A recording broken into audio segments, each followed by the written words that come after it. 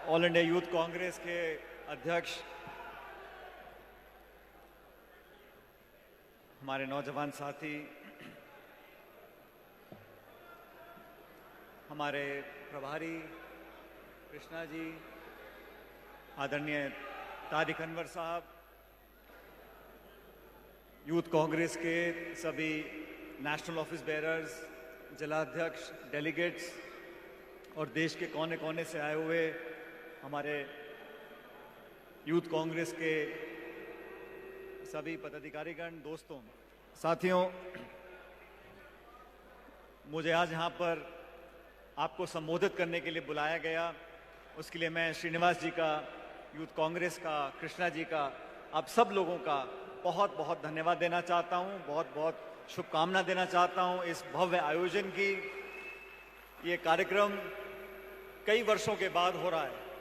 मुझे याद है पिछली बार इस प्रकार का कार्यक्रम दिल्ली में हुआ था, लेकिन आज यहाँ प्रत्येक राज्य से हमारे देश की, कांग्रेस की, भविष्य की राजनीति की जो पीढ़ी है वो आज मेरे सामने उपस्थित है। मैं आप सबको देखकर बहुत खुश हूँ। और आज ऐसे मौके पर हम बेंगलुरु आए हैं जहाँ कुछ समय पहले बहुत ऐतिहासिक जीत कांग्रेस पार्टी की हुई है। और मुझे कहने में कोई संकोच नहीं है कि इस राज्य ने, इस राज्य की राजधानी ने और इस राज्य के लोगों ने देश की राजनीति को बदलने का काम किया है।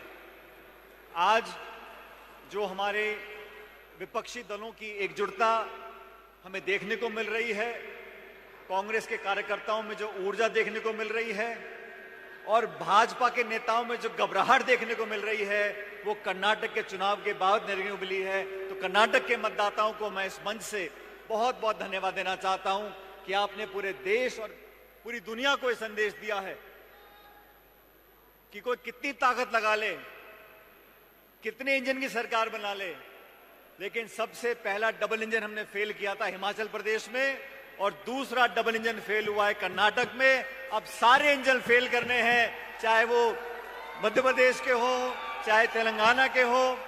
और साल के आखिर में जिन 4 राज्यों में चुनाव होने जा रहे हैं,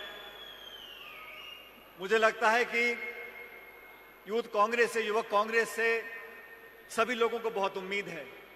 पिछले कुछ सालों में जिस सक्रिय रूप से यूथ कांग्रेस के नेताओं ने, साथियों ने जिस जज्बे से, जिस जज्बात से काम किया है, मैं सचमुच, पूरा देश इस बात का कायल है। जब मुश्किल समय आता है, जब कठिनाई आती है, जब बाढ़, भूचाल, कोरोना, जब भी इस प्रकार की विपत्तियां इस देश में आई हैं, यूथ कांग्रेस के साथियों ने बखूबी उस काम को निभाया है।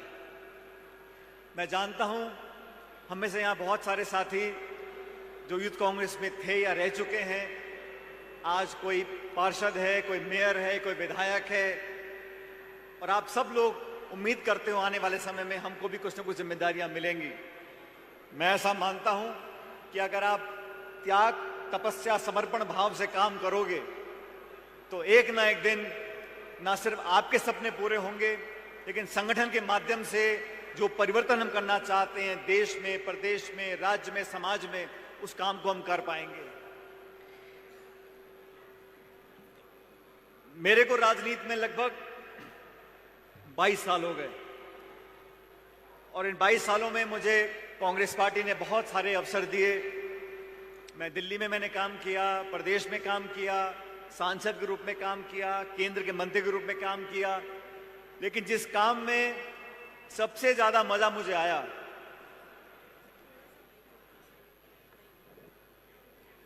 अब ठीक है, जिस काम को करने में मुझे सबसे ज्यादा आनंद आया, सबसे ज्यादा संतोष मुझे अगर मिला, तो मेरे वो 5 साल जब मैं प्रदेश कांग्रेस कमेटी का अध्यक्ष था, राजस्थान में विपक्ष में हम लोग थे, वो 5 साल। और ये बात मैं इसलिए कह रहा हूं क्योंकि मुझे कभी भी यूथ कांग्रेस में किसी पद पर काम करने का मौका नहीं मिला, क्योंकि कुछ ऐसा संयोग बना कि बहुत कम उम्र में मुझे चुनाव लड़ने का मौका मिल गया और मैं 26 साल की उम्र में लोकसभा का सदस्य बन गया। जब यूथ कांग्रेस में मुझे काम करने का मौका नहीं मिला, लेकिन उम्र मेरी 30-32 साल की थी जब मैं प्रदेश अध्यक्ष बना 2014 के जनवरी में।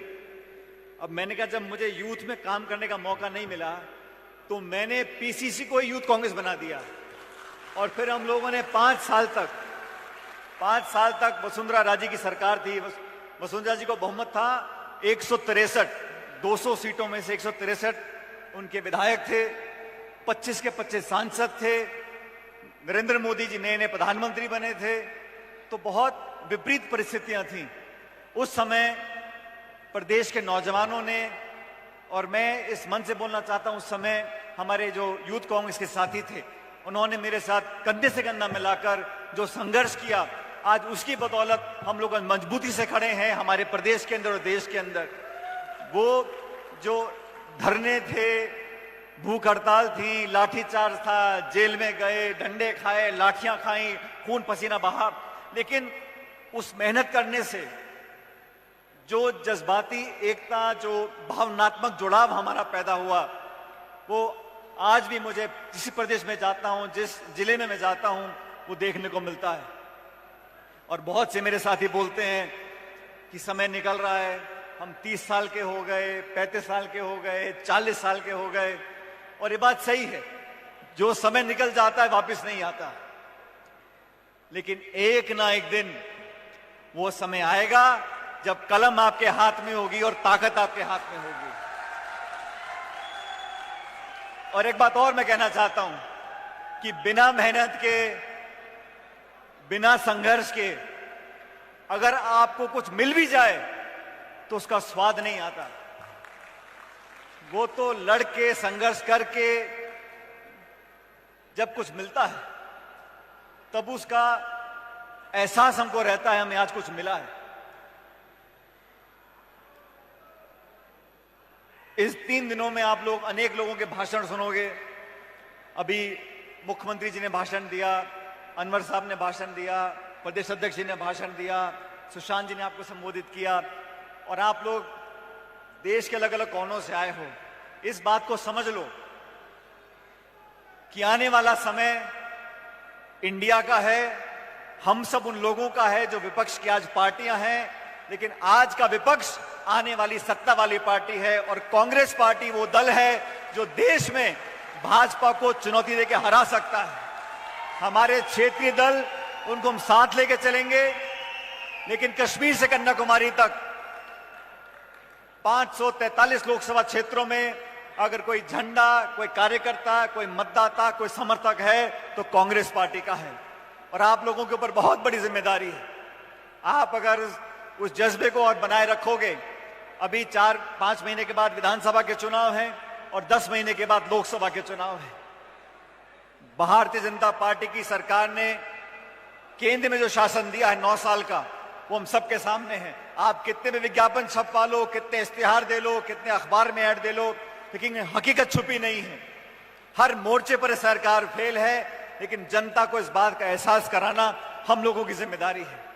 हम लोग विरोध करते हैं, हम लोग वैचारिक विरोध करते हैं, नेताओं का विरोध करते हैं, नीतियों का विरोध करते हैं, लेकिन हमारी भाषा हमेशा मर्यादा में रहती है। हम विरोध भी करते हैं तो उन शब्दों का प्रयोग करते हैं जो एक मंच से हम लोग बोल सकते हैं। और केंद्र की सरकार के साथी किस भाषा का प्रयोग करते हैं? आज जो मणिपुर की घटना घटी, पूरे देश में आज लोग जवाब मांग रहे हैं, जवाब देने को कोई तैयार नहीं है। आज नौजवान परेशान हैं, समाज में आज आक्रोश पैदा हुआ है, महंगाई चरम सीमा पर है, लाखों लोग देश छोड़ के जा रहे हैं, लेकिन जवाब देने को तैयार कोई नहीं है। भाजपा के किसी साथी ने झूठे मुंह ये नहीं बोला कि महंगाई कम करने की कोशिश भी करेंगे। हर मोर्चे पर जो सरकार फेल हो उसको बेनकाब करने का काम युवक कांग्रेस का है, आप लोगों का है, हम लोगों का है। और मैं इस मन से बोलना चाहता हूं साथियों, अपनी बात को रखना, मुद्दों के लिए संघर्ष करना, नौजवानों की बात को रखना, ये आपका मेरा हम दोनों का धर्म है और कर्तव्य है। लेकिन जब सामने से चुनौती आती है, और मैं भाजपा के साथियों को बताना चाहता हूं, तुम कितना जोर लगा लो, कितनी कोशिश कर लो, कांग्रेस के भला के छोड़ेंगे हम लोग। ये लोग ना तो सरकार चला सकते हैं, और ना विपक्ष का काम कर सकते हैं। मैंने तो उनको बोला, मैंने भाजपा के साथियों को बोला राजस्थान के अंदर, मैंने कहा यार तुम सरकार चला पाते नहीं हो, विपक्ष पे तुम काम कुछ करते नहीं हो, ऐसे कैसे लोकतंत्र चलेगा? हो इनकम टैक्स को भेज दो, सीबीआई को भेज दो, ईडी को भेज दो, आरोप लगा दो, मुकदमे कर दो, जेल में डाल दो, जांच करा दो, छापे डलवा दो, यहीं तक सीमित है। आपने कोई संघर्ष कभी किया नहीं।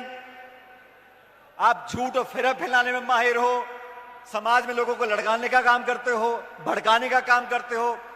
कभी किसी भाजपा के नेता ने आज तक जोड़ने का काम किया है? समाज को, जाति को, बिरादरी को, धर्म को, अलग अलग लोगों को जोड़ने का काम किया है? जहां जाते हैं पूरा काम बिगाड़ के आते हैं। फिर कांग्रेस के लोग जाएंगे, मामले को समझाएंगे, मर्रम लगाएंगे, भाईचारा पैदा करेंगे, एक दूसरे में प्यार की मोहब्बत की बात करेंगे। ठीक वही बात जो राहुल जी बोलते हैं। कर्नाटक में जो आज परिणाम आए हैं,